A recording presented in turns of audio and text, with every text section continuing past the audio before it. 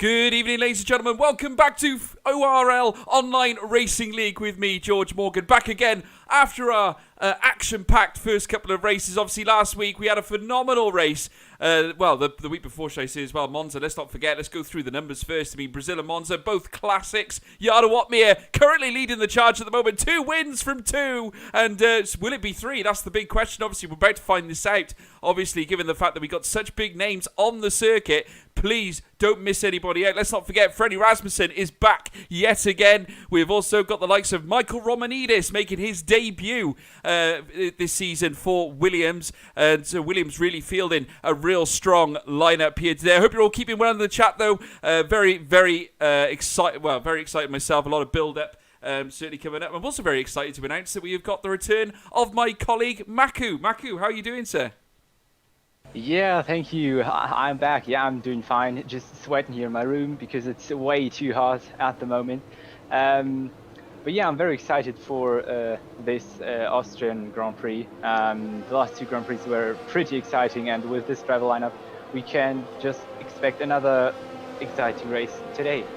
We certainly can. I mean, obviously, I'm very much looking forward to seeing who is going to tip the balance here in this Grand Prix. I mean, obviously, Austria famed for many, many reasons. Obviously, I knew it originally as the A1 ring. It has been renamed since to the Red Bull ring. Obviously, strong associations with the Red Bull team as well. They consider it their home race, that's for sure.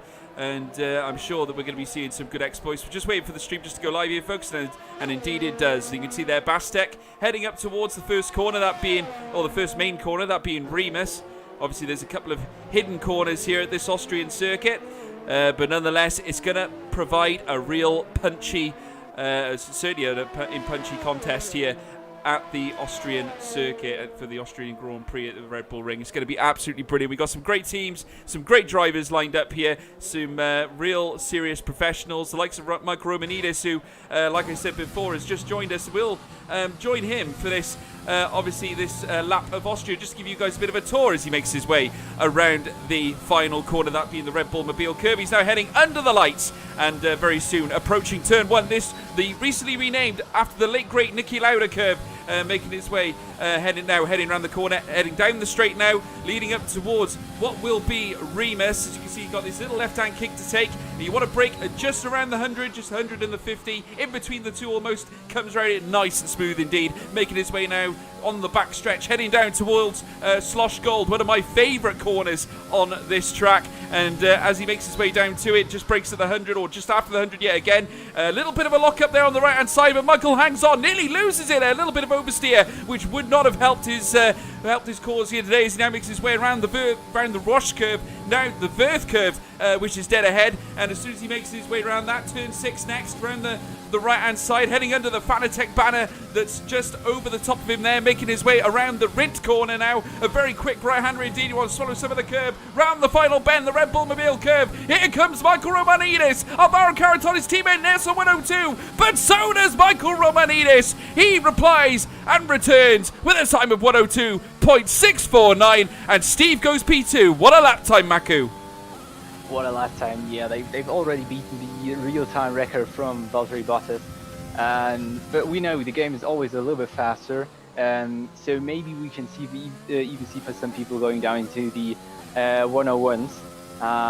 But this will be really a fight for in the thousands of a second, especially because the circuit is shorter than every other F1 circuit.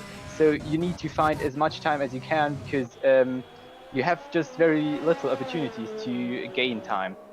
Well, I've got to stop you there, Maku, because Frederick Rasmussen has just returned after having a very difficult race at Brazil last week. Nails a 102.104. Phenomenal lap there from Frederick Rasmussen to put him back on top step. I remember having a conversation with him last week. He said he struggled with preparation, didn't have a lot of time to prepare because he had literally an hour in between agreeing to do the race and actually doing the race. Just did not give him the opportunity to get ready for the race. I mean, naturally, being against the drivers of such caliber as Jarno Watmir, Alvaro Caraton, names like this, big wigs in the F1 Esports Series. Frederick Rasmussen, though, nailing a 102.104, very nearly the 101s, matching up with, like you say, Valtteri Bottas's fastest lap, and Barry Burrowman into P2. The silver arrows on the black arrow now, as it's called, makes its way into second place on the grid, a 102.294, not enough to beat Freddie, though.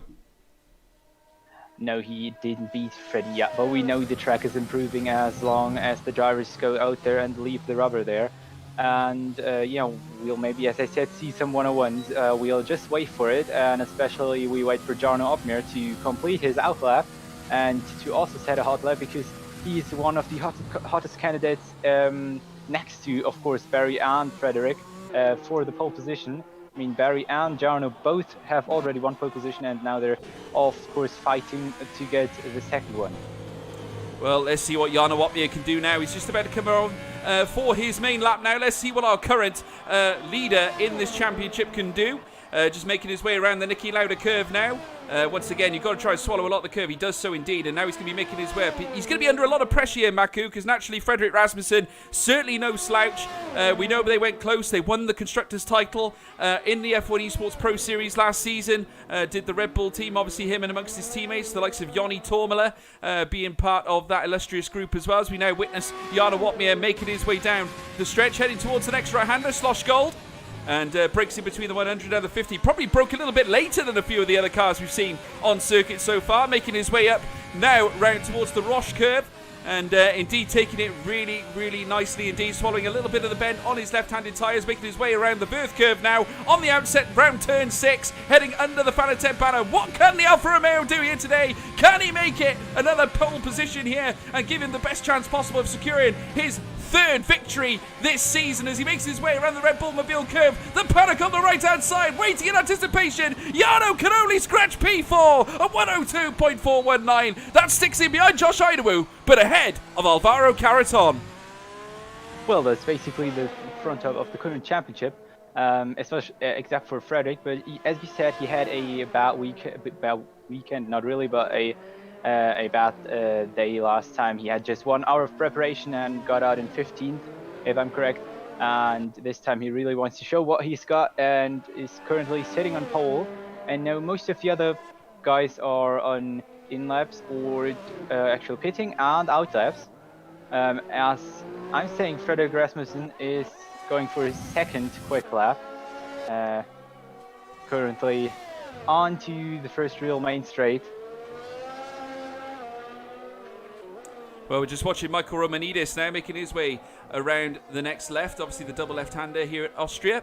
This being, of course, the Roche curve heading into the Verth curve. Williams obviously looking to continue their up-curving form. I mean, obviously, they've got a good bunch of drivers in their team. Obviously, the esports team is very strong amongst the Williams drivers. I mean, obviously, you've got the likes of Michael Romanidis, Alvaro Caraton, just to name a couple. And as he crosses the line now, we're going to be seeing Michael Romanidis net. He's into the P10 mark. Obviously, no change, or no real change to his lap time, whether he'll make another go of it now. But looking above him now, Alvaro Caraton, his teammate, also out on a fast lap. He has got his Williams in tow, making use of the slipstream there, even though there's no slipstream in ORL this season. As we now see Alvaro Caraton making his way around the Remus curve, heading down the back stretch. The DRS obviously becoming active on this straight as well. Still nothing topping Frederick Rasmussen, who is only, well, I didn't realise he's actually broken the 101s, Maku.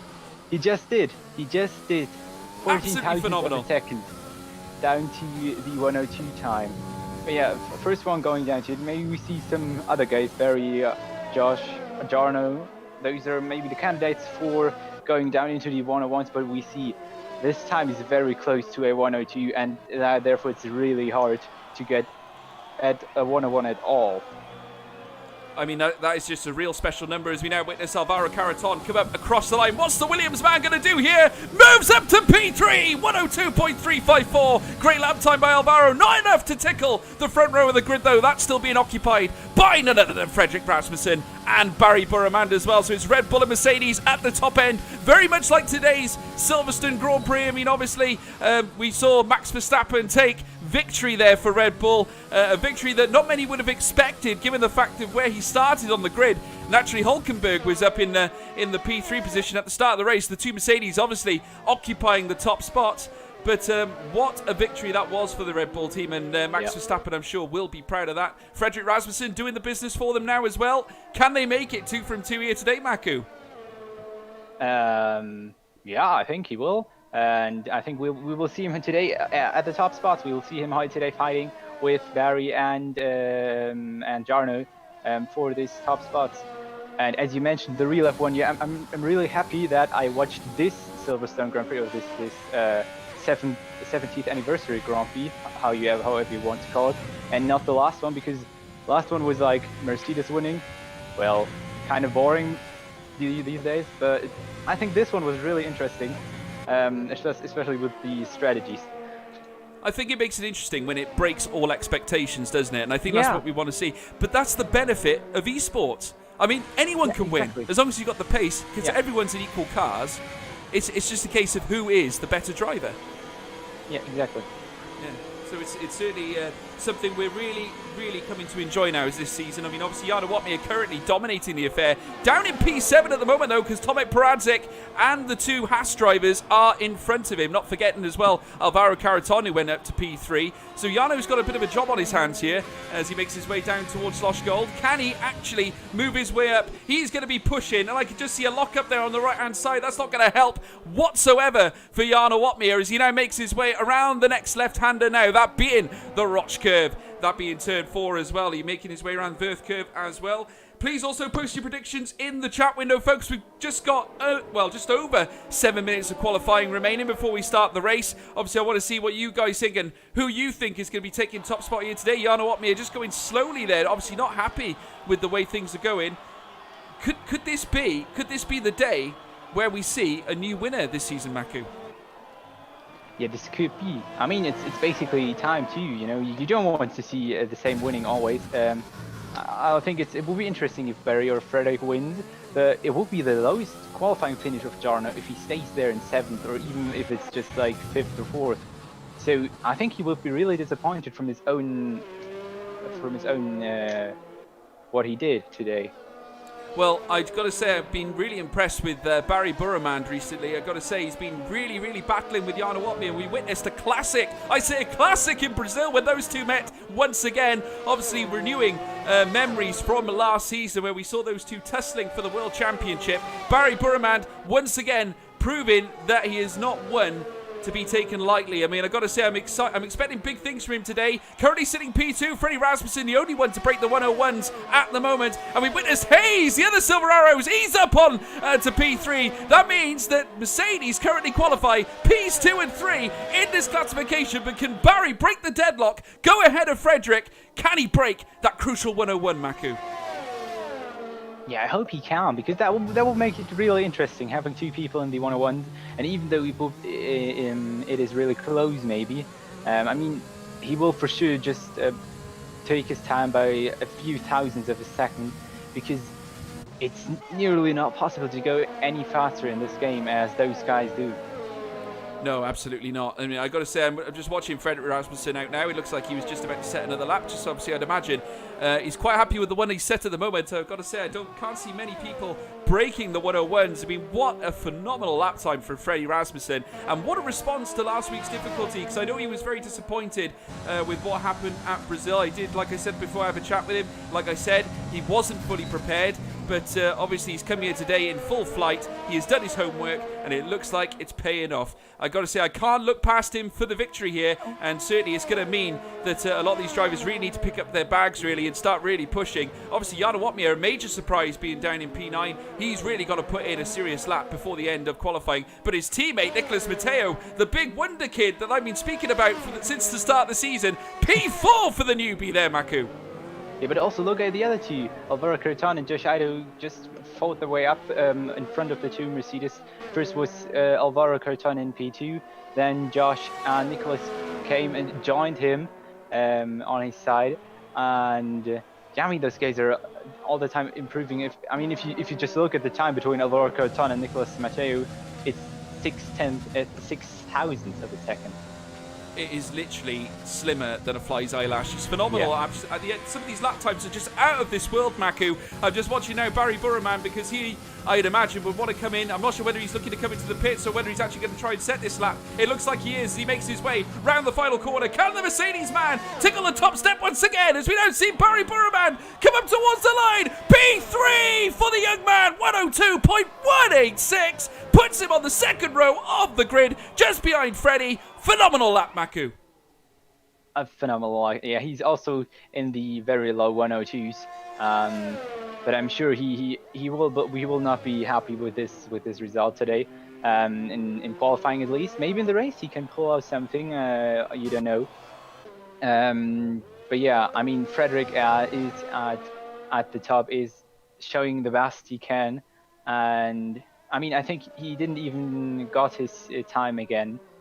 He couldn't reach it again. So yeah, it was a really good lap, but we still have 3 minutes to go. So basically everyone can still do a lap, because the circuit is very short. And I think if you go with like 1:30 minutes left, or like 1:40, you can still do a half lap. So yeah, we're just waiting for the last guys to come out to get the last possible lap on the circuit. Well, I got to say, this is going to be crunch time. We're going to be seeing a lot of cars entering the circuit for the final run, which will be, it's got to be in a matter of moments. I mean, naturally, we've only got just over 2.5 minutes remaining here in qualifying. Squeaky bum time, folks, here in the ORL. Well, certainly on the live stream, that's for sure, in this qualifying session. It's going to be absolutely phenomenal. Can't wait to see the fireworks that really kick off here. Naturally, all the big names are out on track. Not forgetting this man, Michael Romanidis, as well, who's really trying to improve his potential in this classification. 15th position currently against the Williams driver, making his way around the Roche curve now, and he's going to need to really pick up his socks and try and push. But let's not forget the start of qualifying. The fast time to really get us kicked off was a 1:02.6. Amazingly now, that's considered to be towards P20. Absolutely unreal, Maku. Yeah, it is that unreal what the drivers do. I mean, like, look at the time. The last time we have from Calcifer is in less than a second window from the first one. Unbelievable. It's not even a second. Everyone is in between a second. All of the drivers are that equal. Absolutely phenomenal. I got to say, we're very lucky to be able to commentate on these guys. They are absolutely out of this world, and it's an absolute pleasure to watch it happen all on the circuit as well. I got to say, it's great for you guys in the chat as well. Hope you're all enjoying yourselves there at home watching, whether it be on your TV screens, on your phones. Please don't forget also to smash a like to the channel as well, and subscribe. Obviously, we'll be running weekly races, obviously, for the Tier 1 division. The championship is red hot at the moment, and Jana Watmir being one of those men now out on an out lap, ready to prepare. You can see the two Alphas actually out in tandem, obviously looking to provide themselves with some better hopes really going into this race. Naturally, the start though of this season has been spectacular. Certainly Jana Watmir has won the last two races. Nicolas Mateo has been up there picking out the rest of the points, and it certainly will be a strong showing. Alfa Romeo currently leading the Constructors' Championship with 58 points. Mercedes, a bit of a gap there, 36 points back to the Silver Arrows. So naturally, still work to be done this season. Alvaro Carton spun onto the main straight, onto the start and finish straight. And that looks to me like there's damage on the track. Debris on the track there, Maku. And it seems to me that he's struggling to get the car turned around. Now, if he doesn't move quick enough, I've got a feeling that could be disqualification if he's not careful. And Tomek Paradzik has retired. He's managed to do it. Yeah, end plate. There will be no other time from him. I think he will just disqualify too. But wow, I think he maybe got a little bit of oversteer through the last corner and then lost it into the wall, and was just lucky to not completely retire from the session. Absolutely not. So he's out of qualifying. Another one. There's the McLaren. That was Tomek. He went into the wall, left out of the Niki Lauda curve. But we lost Tomek Paradzik as well. I mean, actually, he's another youngster we've been really impressed with at the start of the season. Obviously, struggling to negotiate his way around the Austrian circuit. Austria has certainly proven to really sort of mix it up at the top end. And as I say that, you can see the two Haas drivers, P2 and 3 for Josh Idawu and Simon Vigang, who are on the top step, beating the two Mercedes cars. Freddie Rasmussen still untouched at the top end as Jarno Watmir now rounds the final bend of the Red Bull Mobile curve. Can he break Freddie's heart? Comes across the line. Is it going to be? No, it's not. It's P11. Jarno Watmir cannot set an improvement lap time. He will start on P11, though he will get his choice of tyres at the moment, Maku. Well, that's at least something good, but it's the worst starting position for him. Even though, well, that sounds like worse, but it's actually really worse because it's like 10 positions off of his normal position. He had pole position the other time. I think he got second or something in qualifying. So that is a really bad start into this race for Jarno Watmir. But let's see what he does. Let's see how he handles the race. Maybe he's quicker. Maybe he can somehow. Oh, there's a lot of cars crashed. What a real phenomenal session that was indeed, folks. I hope you all enjoyed that. Naturally, some real surprises thrown out on the screens there. Frederick Rasmussen taking P1 spot, though, without question. A 101.986 confirmed his pole position. Josh Idawu back again after a successful third place at Brazil is here on P2, joining Freddie at the top end. Simon Vigang as well, P3. Great day for Haas, and they'll start at the top end as well. Barry Burman just in behind with his teammate Hayes for the Mercedes team. Alvaro Caraton P6, Nicholas Mateo P7, Falcon Alvaro in P8, Tomek Paradzik P9, Photon P10, Jarno Watmir P11. Not a good day for the Dutchman. Michael Romanidis improved to go up to P12, Bastek in P13, Falcon Nardi P14 with Ruben Vallejo in P15, Steve in P16, not to forget Falcon Tim, and we will obviously go through the grid classifications through the formation lap indeed. But I've got to say, any tips from yourself, Maku? Anyone you fancy to really grab the bull by the horns? I mean, you can't look past Freddie Rasmussen at the moment, can you? No, you actually can't. I mean, I hope he can hold this one through the first corner. That will be really important. But as long as he gets a good start, then I think he will sure be able to, and then he can lead this race.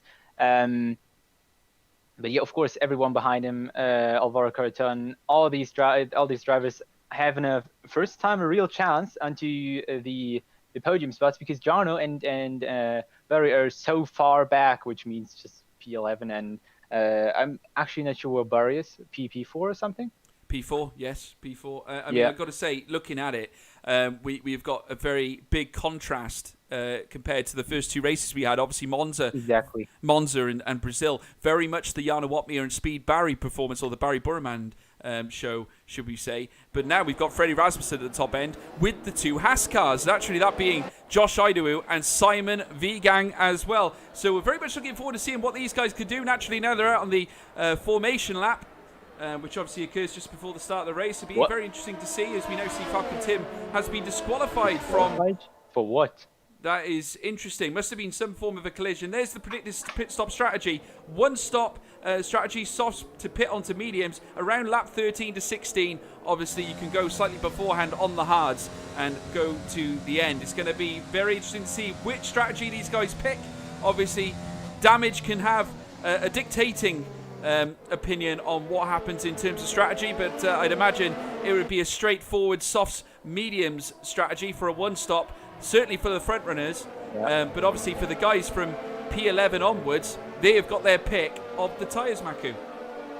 Yeah, for sure they do. But don't forget, it looks really like the game chooses the overcast weather setting, and there's maybe a possibility for a little bit of rain. That would be interesting. I mean, we can take a look at what the drivers all choose. They choose all hards or mediums from the 11th spot, and so I think there's still a possibility, because maybe it's raining later on in the race, but we'll have to see. We don't know the weather actually. That would be a nice invention for the spectator mode to see the weather. But yeah, now we're seeing the drivers line up for the start. Frederick Rasmussen leading the way before the two Haas and then the two Mercedes, finally in black. And then I'll give it back to you for the starting procedure. Well, folks, we are back at it yet again. The starting grid beginning to come into formation. There is Frederick Rasmussen. There's Josh Idawu. Haas and Red Bull at the top end as we prepare for the lights to go red. Keep it with us, folks. The lights are skipping. But it's pedal to the metal. Go, go, go, go, go. And you can see there, I think Renault got away a little bit ahead of time. But ahead, anyway, is Frederick Rasmussen. The two Hasses going in together around turn 1, but they let each other go. Drama at the back end as Barry drops back to P6. Well, according to my Delta, it does seems a bit wrong to me. But at the end of the day, we're working in a mystery at the moment as they head up towards Remus. And currently, it's Frederick Rasmussen leading the way and being in pursuit with Josh Idawu and Simon Vigang. Maku, the telementary's confusing me, but never mind. Freddie leads. But I've seen the AlphaTauri of Alvaro Cortana. I think he at the start he ate the first Mercedes, and he nearly jumped before the second one, but Barry could defend him up. So he's now between the two Mercedes. He's splitting them, of course, trying his best to get further to the podium spots. It's just the beginning of the race, but you know, as the further you get at the start, the more chances you have later on in the race. You certainly do. Barry Burman obviously still in P4. Forget I said P6 earlier. That was obviously the HUD not providing us with some realistic data as Frederick Rasmussen nails the fastest lap as you'd expect. Obviously leading the way from start to finish so far. As we now see Barry making his way around turn 1. Simon Vigang ahead as well. Seems to me that already we're in lap 3 of 36. So the DRS has just been notified to me that's become active. Cody's, what are you doing there as they round up Remus as we now see Frederick Rasmussen leading the way. I'm not sure whether you can bear this confusion, Maku, but no, DRS activated on lap 2, which when it says lap 3, unreal. That was way too quick. Oh my God, Cody, what did you do again? Oh dear. Not good for us poor commentators in the live chat, folks. Do obviously apologise for this. Naturally out of our hands at this moment in time. But we're now witnessing Barry Burman there in P4. Frederick Rasmussen still leading the charge. He is 7/10 of a second ahead of Josh Idawu. As things stand, this would be a great opportunity for Freddie Rasmussen to really pick up his ball and really nail some, some initial points really to get his campaign underway here at ORL. And looking further down, Jana Watmir, who actually came up a cropper against Michael Romanidis, who actually managed to take the position of P11 off him at the start. So a great drive there from the Williams driver to move himself up a spot. And Jana Watmir, now the DRS will come into play properly, Maku. Yeah, now it will, and everyone's got DRS except for Steve. He had a little bit of trouble there, looks like, back there, but well, there's a big DRS train, so the DRS isn't really useful except for maybe for Josh. But we know that Frederick is a really good racing driver, and he had a little bit of buffer. Oh, a lot of lockups down there. But we've seen that often now, the pro drivers lock down through this corner and still get it right, and I have a really weird camera angle on Frederick. Well, VSR Antoine has unfortunately dropped all the way down to P20. A mistake going into Slosh Gold certainly cost him. He is now at the back of the grid. And Calcifer, Falcon Roy, Steve were able to counter, not counter, but rise to the occasion and move up a spot. Real unfortunate there for Antoine. Obviously, a big performer at Brazil last week. Certainly gave us certainly some action to watch. And got to say, a very class act on his day as well. But the two racing points currently in P15 and 20. Not an ideal start for them, but they have plenty of opportunity to rise up the ranks. Just looking further up, though, Freddie Rasmussen still leading the way. Josh Idawu, the Welshman, currently in P2. Sorry, Maku. Yeah, take a look at both of them. They're really, Josh Idawu is just really closing in, and he nearly had a chance. He was closing in last time. He was half a second away at the beginning of the first DRS straight. And now he had maybe the opportunity, but he didn't really get it. He just needs another run. He nearly collided now with Frederick, and that's why he's now got a little bit more space. So that's bad for him. He was too close to him at the end of this DRS straight to go into the corner the fastest way, so he lost a little bit of time there, but he needs to be as close as possible onto this first DRS straight to be able to get this overtake done. I think I would suspect through the Remus hairpin then would be maybe the best point. Oh, and with an incident in sector 2 into the Schloss Gold curve. Yeah, we've actually lost VSR Antoine as well. He's actually left the session and retired as well, I believe. So that's a racing point out of the race. Very disappointing for Antoine. Obviously a great driver on his day, as I said earlier. but nonetheless out of the Grand Prix. Currently, though, the leading spots being contained by Frederick Rasmussen. In behind him, Josh Idowu has not left the back end of that Red Bull yet. We're now in lap 5 of 36, and Josh Idowu, the young Welshman, has certainly come to party here today, looking to get himself back in the top end once again after a successful P3 visit in last week's Brazilian Grand Prix as they round Sloshgold once again locking up going round Sloshgold. That is not ideal, certainly not good in terms of the brakes overheating and the tyres. Naturally these guys have got to try and manage this as they make their way around this race. Obviously we're only in lap 5 of 36, certainly don't want the tyres to be burning off this early, so you've got to do your best to try and contain it. Naturally as well, you've got to manage your ERS efficiently as well to avoid losing out on any of that, because all these are vital tools to making very important overtakes, and that is what we're hoping to see here, certainly at Austria. But I got to say, I can't fault the Haas team here today. They've come here certainly in good strong numbers. Josh Idowu and Simon Vigang doing their team proud. Yeah, for sure, they're together and fighting for position. And this thing just reminds me of today of Max Verstappen's box telling him to don't care about the tires, just push as hard as you can. Well, just looking now, Josh Idowu getting really close to the back of Freddie Rasmussen there going round Remus. That was very close indeed. Coming on the back stretch there, you cannot take your eyes off this encounter at the front end. Certainly Freddie has got a battle on his hands. A lock up there from Freddie Rasmussen as he makes his way round. Photon making a move on Falcon Alvaro heading round Sloshgold. The former champion coming back, rising to the occasion this year with the AlphaTauri team. What a move indeed. Moves himself up to P8. Great job indeed by Photon. And that means now he can challenge Nicholas Matteo, albeit he is still 1.5 seconds behind him. Yeah, but what's actually going on with Jarno? He's hanging there behind Michael Romanidis. I mean, yeah, they're all on mediums or hards, those back runners there. And Jarno especially is on hard tires, so he, of course, is not the quickest, but he seems there seems no chance for him to get past Michael Romanidis and to even get a look at those front runners. But yeah, I think we'll just have to see what happens after the pit stops, and especially after his pit stop, where he comes out, and then he has the only opportunity to really overtake and make the most out of his tires to see what he can actually pull out in this race. Absolutely. Well, certainly being on the hard tyres from the start of the Grand Prix is an interesting strategy and differs from a majority of the grid. Ruben Vallejo is the only other driver that started on the hard tyres. I mean, certainly Jarno's it's going to be interesting to see how he gets on leading towards the end of the Grand Prix. Maybe a good call indeed. I mean, actually, the rest of the drivers have got to pit their soft compounds later on. That will allow Jarno, if he can stay very much in the group or all part of the DRS train, that leaves him with a great opportunity to obviously tackle the top spot and maybe finish quickly on the soft tyres towards the end of the Grand Prix. A very shrewd or smart move from Jarno, certainly, and we'll have to see if it pays off for him later on. Naturally, at the moment, though, we've got a huge battle at the top end. Alvaro Carreton still very much in the mix and chasing down Barry Burraman. There's literally half a second at most separating each of these cars. All of them have DRS on each other, and looking at the moment, Josh Idowu trying to close the gap on Freddie Rasmussen. Freddie doing a sterling job indeed, trying to keep this man at bay. The Welshman really braking late and had to move out of the way as soon as possible. Simon Vigang not able to capitalise, but there's been many occasions we have seen Josh and Freddie Rasmussen nearly coming together going around Sloshgold, Maku.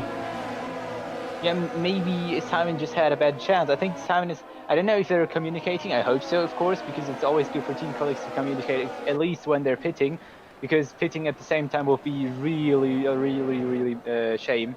And yeah, we're just looking forward. Maybe Simon could be a little bit faster, but the thing is, doing a maneuver of this kind now could cost them a lot of time, because if Josh tries to let himself falling a little back to let Simon pass, it could be possible that they're out of the DRS window. It certainly could be, and you've got to try and do your best. As we now see Barry Burraman pick up a 3-second time penalty. How crucial could that be in this race? Actually, with these cars so bunched together, literally half a second separated, well, under half a second separating all these drivers, as we now witness Josh going in very close. Both drivers locking up there, both Freddie Rasmussen and Josh Idowu, both locking up their right-hand tyres round Sloshgold. A very tricky corner indeed. Obviously, braking is of the essence going around that bend. You need to almost cling to the corner in order to get the best exit, and certainly both of them struggling with the management of the brakes. We now see Freddie Rasmussen pick up a 3-second time penalty. Once again, how crucial are these penalties going to be, Maku? Yeah, real quick, especially at this level of driving. I mean, like, you see those drivers and they're nearly exactly driving the same laps over and over again. They're maintaining their gaps, and it's so crazy how all those drivers do this. And I mean, the only big gap we have is like between Toden and Nicolas Matteo, and further back between Falkenraud and Ruben Vallejo. But everyone else is in this 1 second window, and that's just too crazy. Certainly is. We now see Josh Idowu once again coming up towards Slosh Gold as they make their way around this time. Will there be a lockup? Yes, there is. Goes a bit wide there, Josh Idowu, and certainly that allows Simon Vigan to close the delta, albeit Josh Idowu must have some amazing straight line speed because he's able to break the delta time very, very quickly indeed. I think he's almost using Simon Vigan as a way to fend off Barry Burremand at this moment in time, because we know how quick that young man is, as we're now into lap 10 of lap 36, of course. And very soon the pit window will be open, I'd estimate, around lap 13. So we'll certainly see what these guys decide to do, whether they decide to pit early and go for the hard tyres, or whether they'll pit slightly later and go for the mediums. It certainly will be interesting to see what happens. I'm also interested to see what happens further down the grid, as already we see Nicolas Matteo pit for the first time. That's the first pit stop of a race today, and he's going for a new set of hards. As at the front they're again getting real close, and it looked like it last time. And I think Josh Idowu is just experimenting with the Schloss Gold curve, how he enters it and how he exits it. Sorry to interrupt, Maku. We're just witnessing a battle here between Photon and Tomek Perantic, heading down Slosh Gold. Another move there from the Williams in behind Michael Romanidis, but what a move by Photon, holding on at the death to that P7 position that he challenged Tomek for late in the death. Phenomenal move by the AlphaTauri, and Michael Romanidis doing battle, 3-man battle there. Jarno Opmeer, incredible move. P9, a double overtake by the Flying Dutchman from absolutely nowhere as they go 3 wide down through the red curve. Here comes Jarno. Boom, shakalaka, he says. P9 for the man. The Flying Dutchman strikes again, and he's on Tomek's tail. And Frederick Rasmussen is going for the pit. Unbelievable scenes here in lap 12 of 36, folks. And already there's been a twist at the top. Freddie Rasmussen, like you say, Maku, in the pits for the first time. Jarno making that severe, crunching, devastating maneuver on the hard tyres. Moves him up to P6. How crucial could that move be? He is now on the back end of Tomek's McLaren. And I've got to say, you cannot write the Dutchman off. Does this mean that he's in with a flying chance of reaching that top spot as he now moves on the inside of Tomek? Another great sterling move by Jarno Opmeer, eating the soft drivers alive here as he made his way round Slosh Gold, now round the double left. The Dutchman is on fire, Maku. That's really crazy. I was just talking about him a few laps ago, and he was in P12 hanging behind people, and now he just teleported himself up to P5 with an incredible result there. And well, we can not count him out at all. And as Josh Idowu is going for his pit stop, and now those front runners are coming in. And I mean, it's now just a strategy-wise thing. I mean, Frederick Rasmussen is currently in 16th, but we should have a look at the leader interval, and then we may be able to see he's 15 seconds away, so basically he should be still the net leader of the race. Well, looking at it now, Jarno Opmeer, phenomenal scenes here, folks. Jarno Opmeer providing us with a total different strategy to what we've seen already. Obviously, in recent races, he's proven that he can obviously lead from the front, challenge, take the race home with him. He is now in P4, a very different strategy altogether that he's taken to this Austrian circuit, starting on the hard tyres from P11. He has now raised himself right up to P4 in the space of a few laps. Absolutely unbelievable scenes here, folks. Just looking further up, of course, we got the two Mercedes trying to gun down on Simon Vigan, the hard drivers, as we now see now Simon Vigan going into the pits. Barry Burremand now leads the Grand Prix, but how crucial could those series of moves be by Jarno Opmeer? I don't know at all. And we just need to wait until Jarno is. I mean, Jarno will be leading the race until he goes for his pit stop, and that can take like until about lap 22 at least, or I think he will go a little bit longer. Like, I think he will stop at around lap 25 with his hard tires, and then go for the softs, and then how much he can do out of it, that will be the interesting thing. Certainly will. Got to say, Jarno Opmeer now up to P2, and it's starting to look very ominous here at this moment in time. Obviously, do apologise for the telemetries here, folks. Obviously, the tyre lives on here aren't correct. Obviously, Codemasters have got a lot of work to do on this. Certainly on the multiplayer side of things. Hopefully they will do, as we now see another battle going on as Michael Romanidis manages to take P4. We have seen so many overtakes across the field, certainly in the last 5 laps, and it's been phenomenal to see, because obviously the recent, or the first 2 races have been pretty much DRS train right through, but this has been a very different style of race, and certainly whether that's because the circuit is shorter, Maku, whether it's more of a punchy circuit that offers certainly faster paced driving, I'm just wondering whether that's the difference maker here, as we now witness Barry Burman and Michael Romanidis and Falcon Navarro go into the pits. Yeah, well, I think the circuit is really good to overtakes. It is really, you know, you can do an overtake nearly everywhere. I mean, it's maybe a little bit difficult at some points, but not as difficult as other corners where you say no, you can't do an overtake at all. But you can basically go through every corner side by side. Somehow it's possible. Hang on, Maku, we got another move here. Steve making a move here, going into Slosh Goal, the Ferrari making his way round, the prancing horse pouncing yet again, this time on Calcifer, and gets the job done. Great move there by Steve to move himself up to P7, making use of those medium tyres indeed, and is making his way around. We got a car leaving the track, and that looked to be dangerous there. It came out of nowhere almost. Falcon Roy going slowly and very nearly taking out Calcifer as well, going around the what seemed to be the Verth curve, just entering the track once again in such a dangerous manner that could have easily wiped out a couple of drivers. And I got to say, Calcifer has had to go into the pit lane, Maku. Yeah, Calcifer is going to the pits. Let's see on what tire he's pitching. I think it's hards. It looks like hards. But why? That's.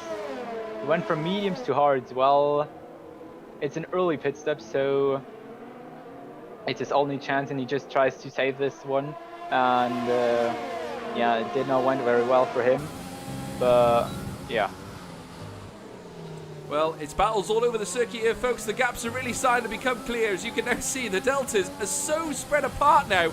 The difference that a few laps can make is unbelievable. Falcon Nardi in P3, Falcon Tim P4, and Ruben Belejo in P5. The only racing point left on circuit, and he gains a 3-second time penalty for his troubles as well. Really disappointing there for the Racing Point driver. Not having the best of days is the constructor, currently lying in 8th place in the Constructors' Championship, which is not helpful at all, certainly to their quest for points this season. Looking further up, Jarno Opmeer still in P1, this time 2.2 seconds ahead of VSR Bastek, who is now in P2. Not having a bad race so far. He is separated by no less than 2.7 seconds at this moment in time, heading up towards Remus, as you can now see. Looking further back as well, Steve, who has really shown his credentials as a good driver here today after making a couple of impressive moves. Looking further down, Simon Vigang goes ahead of Josh Idawu heading around Remus. So the two Hasses, well, it's pretty much changed the leader up, I suppose. He's asking Simon Vigang, can you kick on? Let's see if we can chase Frederick Rasmussen. No, I don't think it was a nicely asked thing. With the lockup, it looked more like I want to be the leading one now. So yeah, Simon is now leading the way to Frederick Rasmussen, who's about 2.8 seconds away from Simon. So those two need to gain some time, because Frederick is already going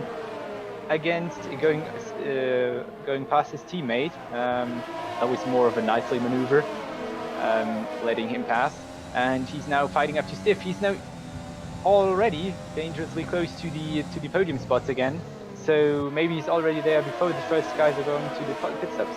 It's amazing to look at the classifications, to look how close drivers and their teammates are together. You can see the two Red Bulls are pretty much in the same positions. Looking further down, obviously the two Hasses, the two Mercedes, all bunched together. And the two Ferraris aren't too far away from each other either, as we now see Falconardi, a bit of a jumble going down here towards Slosh Goals. We now see Ruben Vallejo trying to tackle the two Prancing horses. Defending the position goes Falcon Tim, and there's a lock up there as they make their round round the corner. And you can see that Falcon Tim holding on to P3, but for how long? Here comes Vallejo. What a move going round the Roche Bend indeed, and the Pink Panther soars into P3, Maku. Incredible. And now we have another pair of the two Ferraris driving right behind each other. Yeah, those teams are really pairing up now. They certainly are. Got to say, it's really crazy. The two Ferraris now put together. But we're in lap 19 of 36, folks, over the halfway mark. And currently, obviously, the strategies all spread apart. Drivers in different places of the circuit.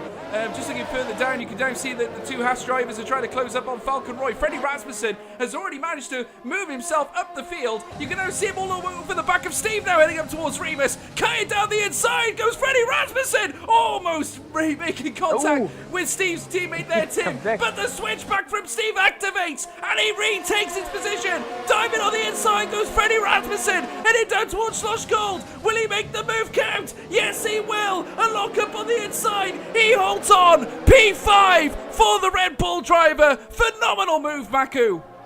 And that is the really exciting thing about these esporters. Oh, and the Renault of Falconardi is going off into the gravel pit. Oh, he did something like this already in Remus. Besides, the gravel pit isn't that close to the track, so he had the chance to come back, but he really lost places. As now Falconroy is going to the pits as the first one of the medium runners, I think. And we've lost the McLaren there as well, Maku. I think we've lost the McLaren. That's BSR Bastek, who's come off the track. In the straight, there's debris all over the circuit, and Freddie Rasmussen has managed to overtake Falcon Tim as well. He is a man on a mission right now, because he knows he's got a 3-second time penalty, so if he wants to win this race, he needs to start kicking some lap times out, and kicking in the delta time, because Jarno Watmere still leading the way at this moment in time in lap 20 and 36. Here comes Freddie once again, and round the corner of Slosh Gold into P2, goes past Ruben Vallejo. This man is magic, Maku. Beautiful overtakes, and he's just pushing through the field. I don't know, he's just like an arrow, completely crushing everyone else, and he's now aiming for Jarno Watmere at the front currently, and he's melting down this gap as it looks. And yeah, I think we'll just need to wait and see what happens if Jarno can maybe even hold the gap. I don't think so, but at least Frederick has no DRS sim, so he has a little bit of an advantage over the other driver. But also Jarno needs to do another pit stop, unlike the other ones, but then he can really pace on with the mediums, the softs he will show, but not the mediums. Yeah, got to say, the strategy seems to have worked out in Jarno's favour, that's for sure. I mean, all this drama that's been going on down the circuit has got to be music to his ears, that's for sure. Certainly given the fact we're in lap 21 now, 36, the softs are going to become very, very useful in a few laps' time for Jarno Watmere, so if he can come out pretty sharpish on him, we're going to be seeing a real contest further down the grid as Barry Burman and Josh Idawu go toe-to-toe, heading down to Slosh Gold. Here comes Josh Idawu and Barry Burman. Oh my word, a lock up and a nudge there. Here comes Hayes as well on the inside. And Josh Idawu bears the penalty there indeed. He loses a couple of places. Barry Burman tackling the top end now. Moving up, trying to tackle Alvaro Caraton. That was a really unfortunate move. Just trying to overtake him, then running into the back of Alvaro Caraton. And yeah, I think fortunately nothing has happened to his front wing. Maybe a little bit of a slight green. But he's just gained six seconds of penalties, Maku. He just gained another 3 seconds. Well, so it's going to be really punishing for Barry Burman. Certainly not helpful whatsoever to his chances in this race today. Obviously very, very disappointing as far as he's concerned. Actually, that'll give him a massive handicap going into the end of this Grand Prix, as we now see him going around Remus once again, and he's right on the back end of Alvaro Caraton now, so surely the DRS, when it becomes active, is going to become very useful for Barry Burman as they now head down towards Slosh Gold. You can now see Alvaro Caraton, the Spaniard, now still holding on. Barry Burman braking really late, going round that swinging right-hander, but currently still holding on to P6. Alvaro Caraton knows He's got a real testing driver in behind him now, and a real battle on his hands. But the Williams driver is very capable. We've seen him before. He can battle in these situations. We've seen him, I remember last season in China, where he tore the track apart, literally led from what was approximately the final 25% of the race, and indeed notched himself on top spot after showing some incredible blinding pace towards the end. But naturally, is he going to be able to carry this through to the end of the race? Not forgetting that Barry Burman is right on his coattails right now, but ahead of Alvaro Caraton is Simon Vigang, only 1.1 seconds ahead of him. Yeah, we have a lot of very good drivers, especially. Well, it's in the top 5. Like all the drivers, it should be the fastest ones on the circuit. So here he comes, Maku. Here comes Barry. Barry on the inside as they make their way down Slush Gold. The Mercedes dives on the inside. Locks up though. Here comes Alvaro. Can he scratch back against Barry Burman? Not this time, he says. I have got P4. Best of luck, mate. And the Silver Arrows moves up a place. Extra points for Barry. But don't forget, 6 seconds of penalties certainly won't help him. No, I think the penalties will really mix up the thing, and you actually can't predict right now who will take the win, because it was so mixed after this one. But yeah, Frederick is slowly getting close to Jarno, but I suppose Jarno has to do the pit stop soon, else the soft compound wouldn't be that good for him. He can't pull that an advantage out of the tire if he doesn't go for the pit stop in the next few rounds.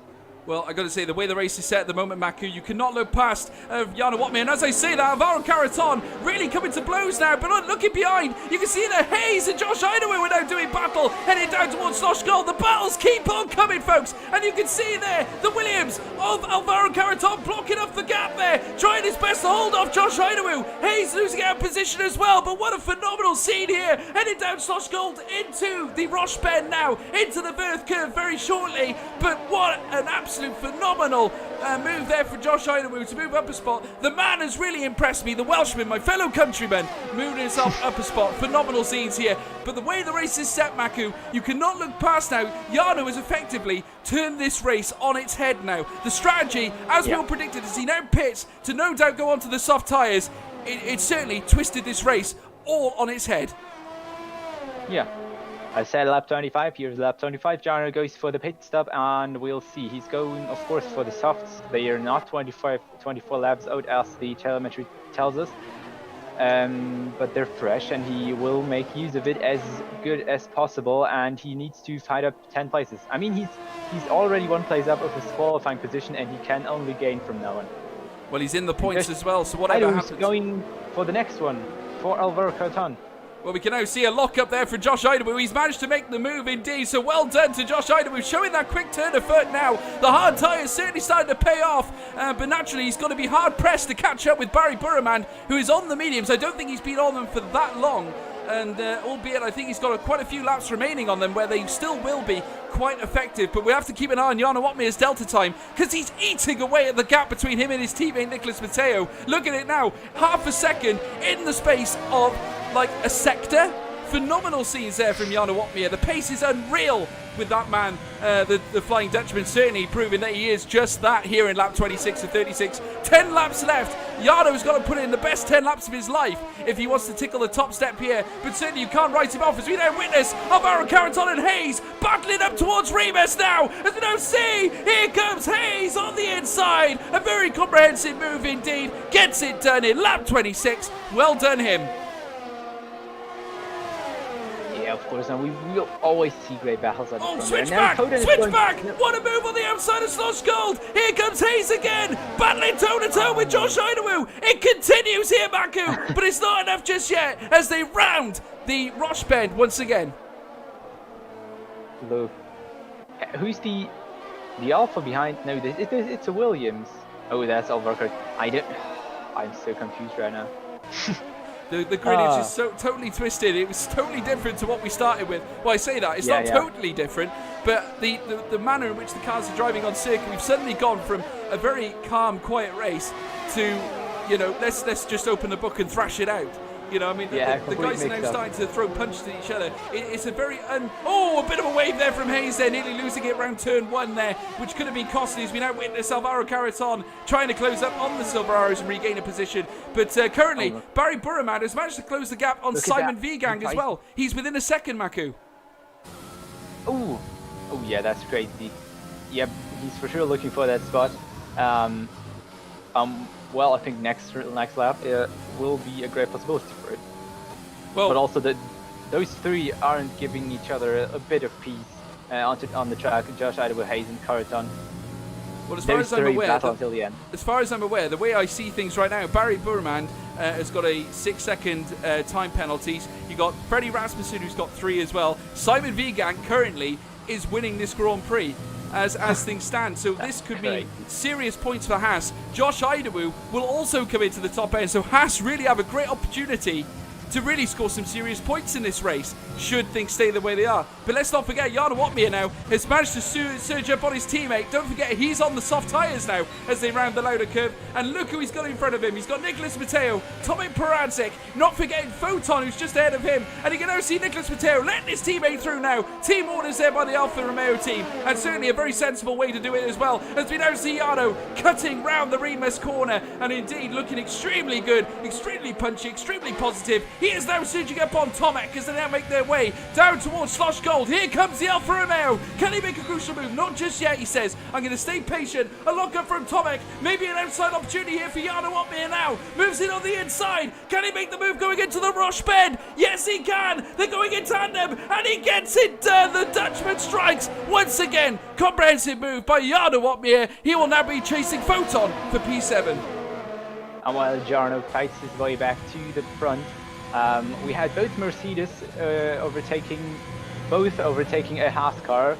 Hayes overtaking Josh Idaho again, and Barry is now past Simon Vigang, chasing after Frederick Rasmussen, currently leading the race. Well, here comes Jarno Watmir, just going back to him now because he's just behind Photon, and once again we could be in for another overtake. This is going to be a serious few laps now for Jarno Watmir. He's got the DRS on Photon now. Photon no DRS because he's outside the time gap to be able to enable it. Coming round Remus now, a lock-up from Jarno, but that's not going to matter to him. It is P7 for the Flying Dutchman, and indeed another position gained. Alvaro Carreton 2 seconds away from him as they head down towards Slosh Gold. He can see that contingent of cars just lined up, dead ahead of him. Can he get the job done though, Maku?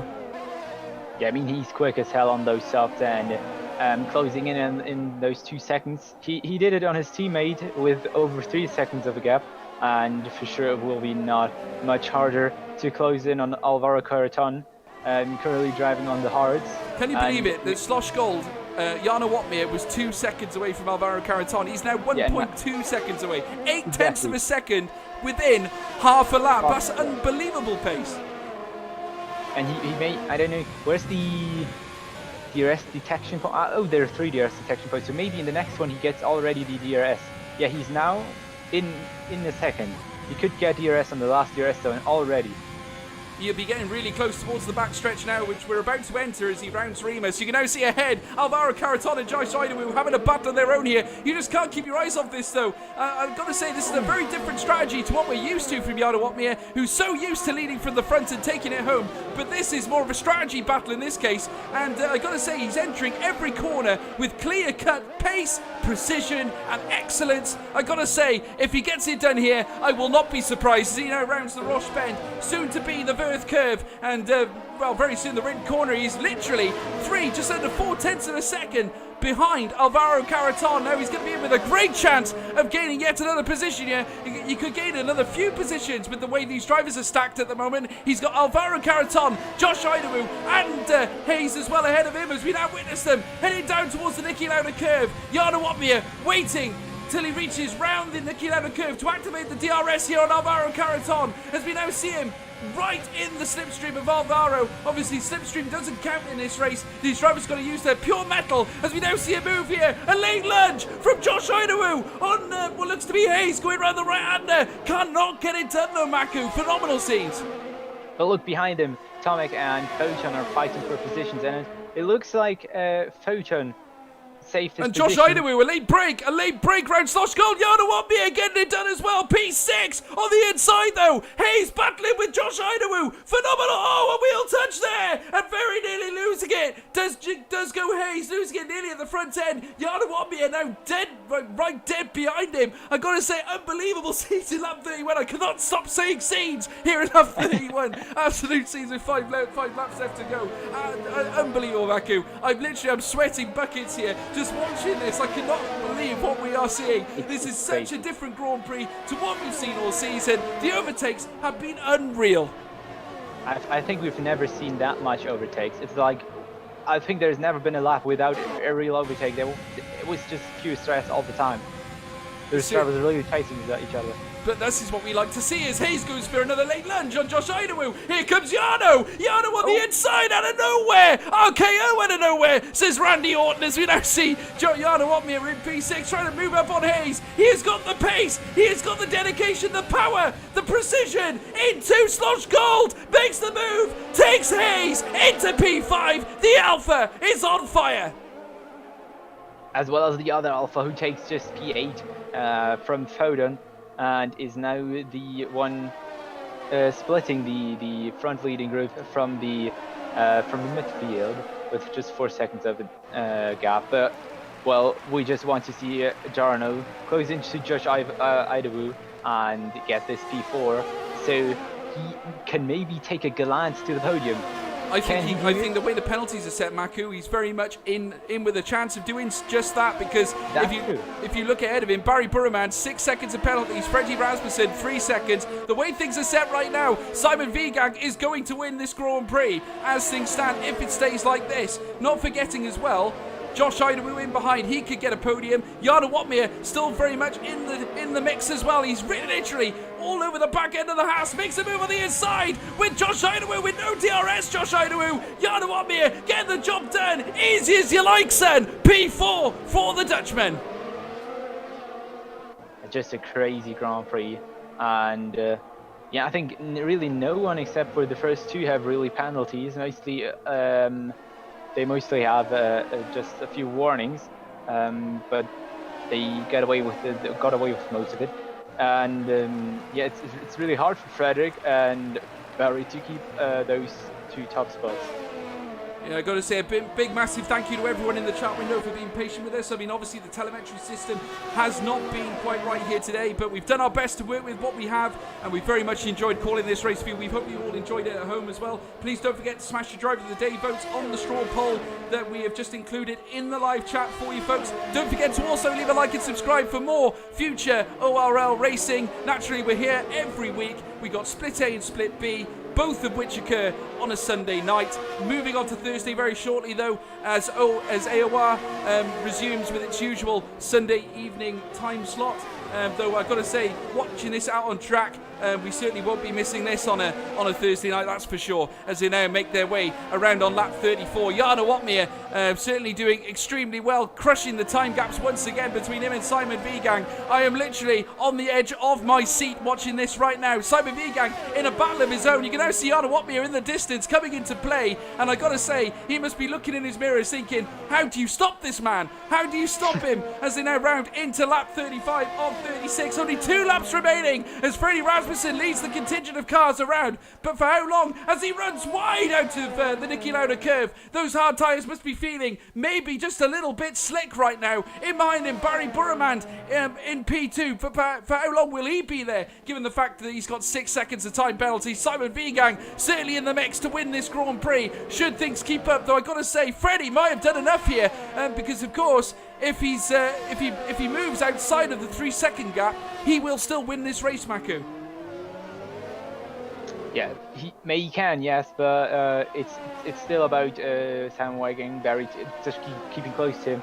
And I mean, I don't know if Jarno gets this one, but he has like about 2 laps remaining, and he's 1.7 seconds away. He gets really close now. We don't know. It will be really, really exciting in the last lap of the race. It certainly will be. Freddie Rasmussen now taking his making his way around the final bend, about to commence his final lap, the penultimate lap now, or the final lap, should I say, lap 36 to 36 now, making his way around the Niki Lauda curve for the last time. The Red Bull certainly providing us with some real excellence in driving. Freddie Rasmussen coming back with a vengeance after a very disappointing trip to Brazil. He's here in Austria, he is prepared, and I gotta say, he is really taken to this like a duck to water. Welcome to league racing, Freddie. You've done a great job so far. He's now making his way down the straight towards Sloshgold as we witness yellow flags. I'm not quite sure what happened there, but it's, all I can see at the moment are two McLarens at the bottom of the classifications, which is not a place where they want to be. Yeah, we've just seen Simon Viegang letting Josh Idawu through as well, so I'm not sure what's going on there. But Josh indeed moving up to P4. So what's happening to Simon? I think he does he have a flat spot? It's very strange, you got to say. But Freddie Rasmussen now making his way around the Rindt corner. He'll be very shortly making his way around the Red Bull Mobile curve. Red Bull are on top step here today. Here comes Freddie Rasmussen. He will win the Austrian Grand Prix. And he will do it in cracking style. Barry Burman coming across the line. But Jarno, oh my word, Jarno Opmeer has won the Austrian Grand Prix. The time penalties were more severe than first thought. Josh Idawu on P2. But Freddie Rasmussen nails a P3 finish despite the penalties. But what a drive from Jarno Opmeer. That has got to be the drive of his life, Maku. What has happened? I'm speechless. Like, he was P11 in the qualifying. He had a very controversial strategy. We knew he would be fast in the end, and then he takes it. He just gets along without penalties and takes the win. That is absolutely crazy. I think we'll have a lot to talk about in the interviews. Unbelievable. I mean, obviously, there was lots that happened during the course of that Grand Prix. Naturally, you try and stay in touch with it, but obviously the telemetry system's not helping. Naturally, we do miss things, but amazing to see that Jarno Opmeer, out of absolutely nowhere, has managed to clinch that top step once again. I cannot believe it. 3 out of 3 from what looked to be an impossible situation. But the man has done it, and no wonder he's driver of the day. It's Jarno Opmeer. He, no doubt, I got to say, I think he'd be many people's driver of the day on the straw poll as well. It's never in doubt, surely, Maku. But look at that top step. Nonetheless, Jarno Opmeer taking the prize for this Austrian Grand Prix. What a drive indeed. Josh Idawu in P2, Freddie Rasmussen on P3. What an absolute hench top 3 we have in this classification. I got to say, all the drivers did absolutely spectacularly well. Certainly provided us with a spectacle nonetheless. We enjoyed it here in the comms box. I hope you guys did at home as well. And we'll just go through the final classifications in this race. Unbelievable scenes as Jarno Opmeer takes P1. Josh Idawu, my fellow countryman, the Welshman, takes P2. And instantly we get taken away from the final results. Do apologise there, folks. But Simon, obviously the way things were set out, Freddie Rasmussen got P3 as well. But absolutely unbelievable scenes. And very shortly we will have driver interviews as well. But amazing. Absolutely amazing, Maku. What can you say about that? Amazing. I mean, what are your comments, Maku? I mean, that's just absolutely phenomenal. I mean, it was just an absolutely phenomenal race. We've seen like the front 7 the people are all battling. Like over Coton, I can't even name them all. You know, we have like that much battles at the front in the end. You actually didn't know who would take which place because there was so much battling going on. We had the switches between the Haas's and the Mercedes, and yeah, it was just an absolutely incredible race. I think with the most overtakes ever, and I think, you know, we can say this like every time, but this was one of the most exciting races of the year. I think so. I mean, on so many levels, I got to say, and the actual, just the idea. You know, I cannot put it into words. I mean, that is so different from the strategy we've seen Jarno take in all of the race. I made that comment several times during the race, but it just enforces the fact of how well-rounded a driver he really is. I mean, able not only just to lead from the front, but to enable, in a strategy sense, to take the race from a near impossible position. Given the fact that, bear in mind, these are no amateurs that he's racing against. These are professional esports drivers, many of them very, very good drivers as well, and surely capable of fending off a driver that maybe, in midfield or maybe in the bottom end of the classifications, but he's to move from where he was on the grid, P11 to P1, in the manner that he did, it's just unreal, absolutely unbelievable. And I got to say, credit to the Haas drivers as well. I can't speak highly enough of them. I mean, Josh Idawu to get another podium, that's two podiums in Brazil and now here, a P2.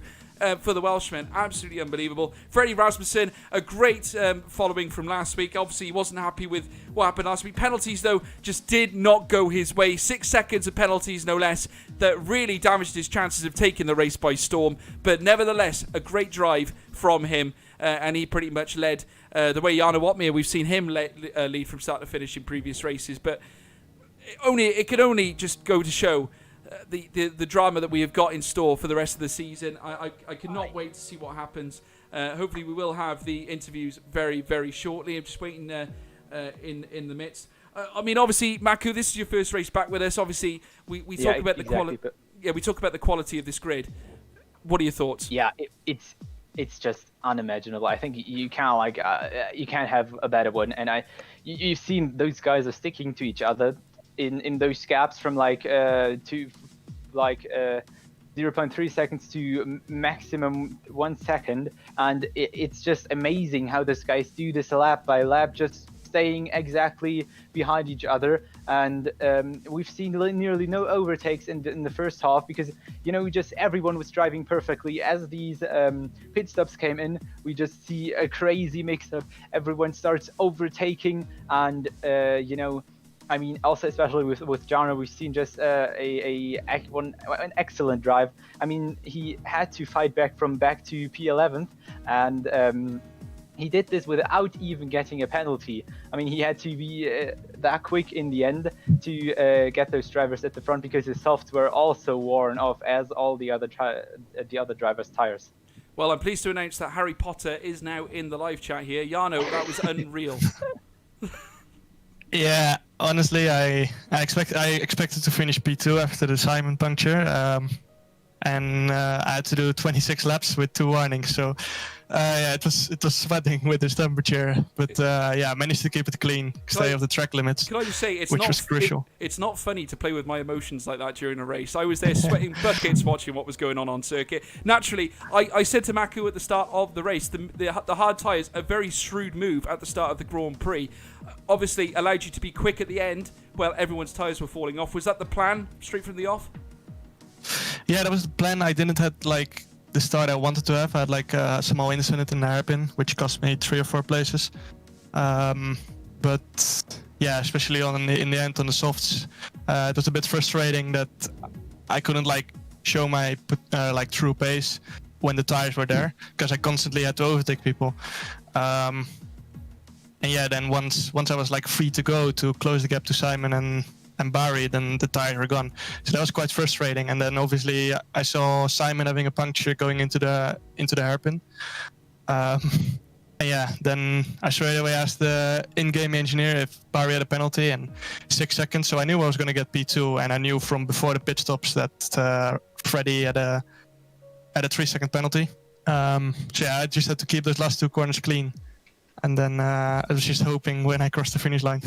It was unreal. I got to say, I had Freddie set to win that Grand Prix. I got to say, I didn't see his second time penalty. I actually read it as 3, and I thought he had the race sewn up. But just at the death to just cruise out. I mean, was it ever in your? Did it ever appear in your mind that you would take victory here today? Yeah, but I knew it was going to be very hard because I didn't have smooth lap 1, and had a few battles in lap 12, 13. So they cost a lot of time, and then I saw Freddie 6 seconds behind me when I pitted, so I was like, this is going to be a very tough one. But then, obviously, on track I was never going to make it, so I had to do it on penalties in the end. Unbelievable. I got to say, when you think you've seen everything, you really have not seen everything. That's just unbelievable. And what a great race indeed. Jarno, congratulations on that P1, mate. And we'll look forward to seeing you next week. That was just... I look forward to seeing the short highlights after this one. That's just unbelievable. Yeah, sure. We'll now move on to my fellow countryman, Josh Idawu. Josh, how you doing, my friend?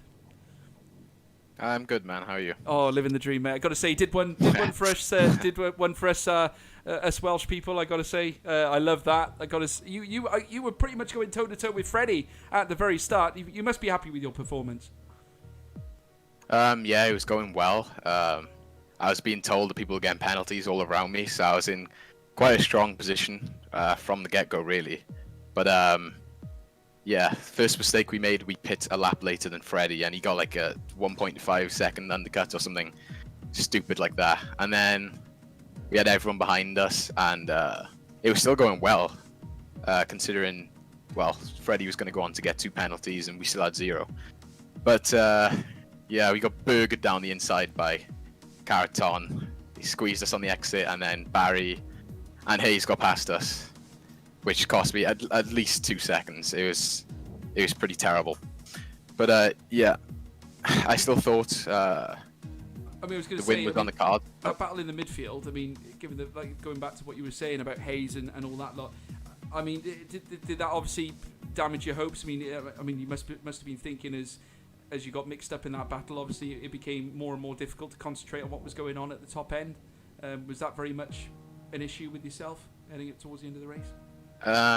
Yeah, after we got pretty much dive bombed by Caraton, and then all 3 of them went through, I was getting quite annoyed, as you could tell from my stream, and then I got 2 warnings pretty quickly, and our pace was pretty slow, so yeah, I was kind of tilted. I was salty, but yeah, we got over it.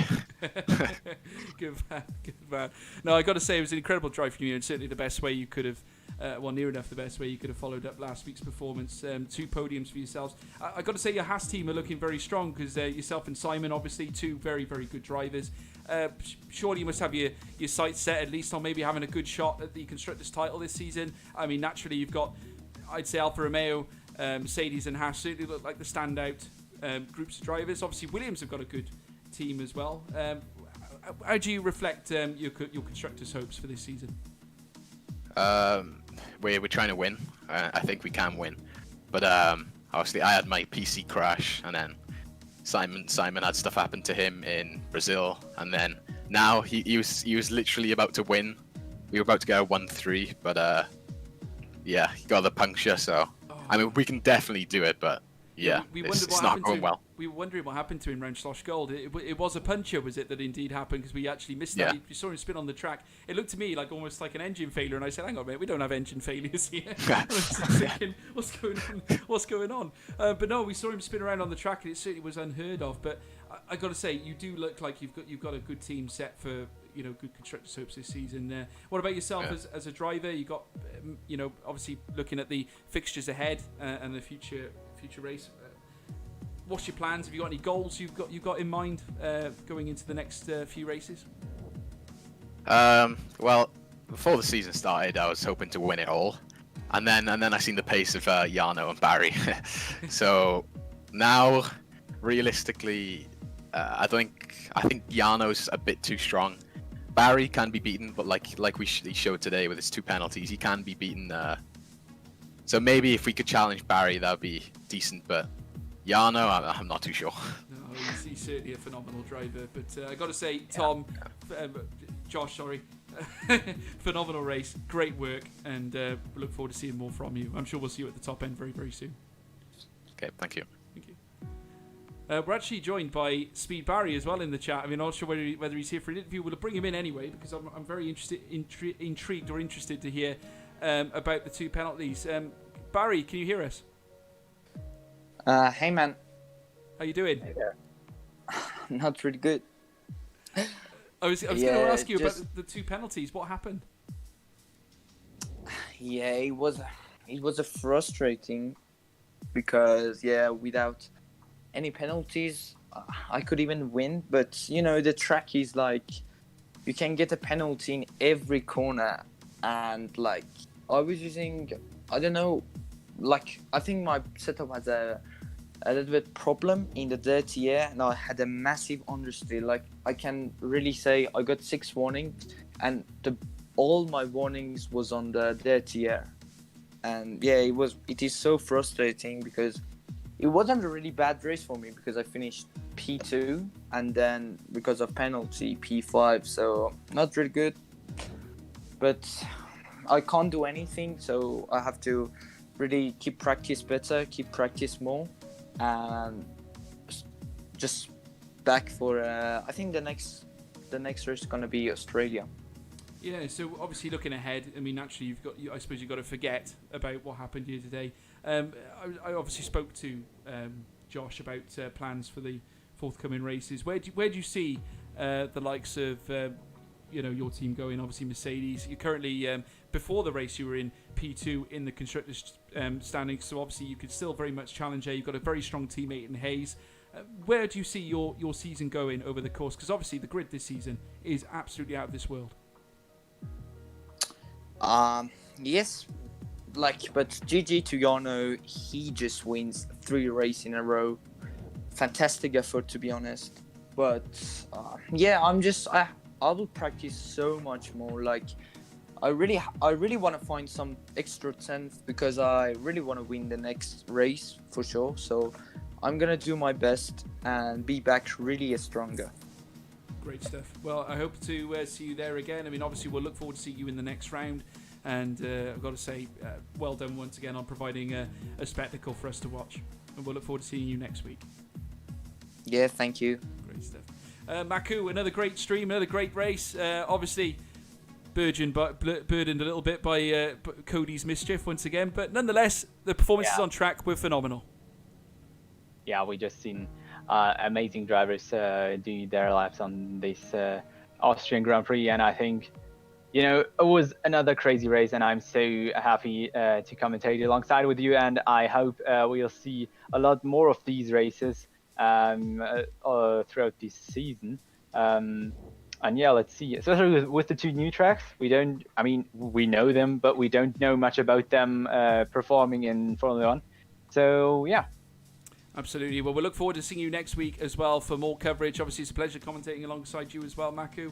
I hope you guys all enjoyed it in the live chat as well. It's been an absolute pleasure bringing this action to you live from the Red Bull Ring. If you want to see more from myself as well, you can check me out on Twitter. My name is @CRGGO. Please check that out. Drop me a follow if you like. Also, pop along for a chat. I'm always welcome to receiving messages. I like to talk to you folks, obviously understanding what you guys get up to, what you like to do on the F1 game as well. And don't forget as well to smash a like I said before, like and subscribe onto the ORL Online Racing League channel for more action that's due to be fed in front of our eyes for the rest of the season. But for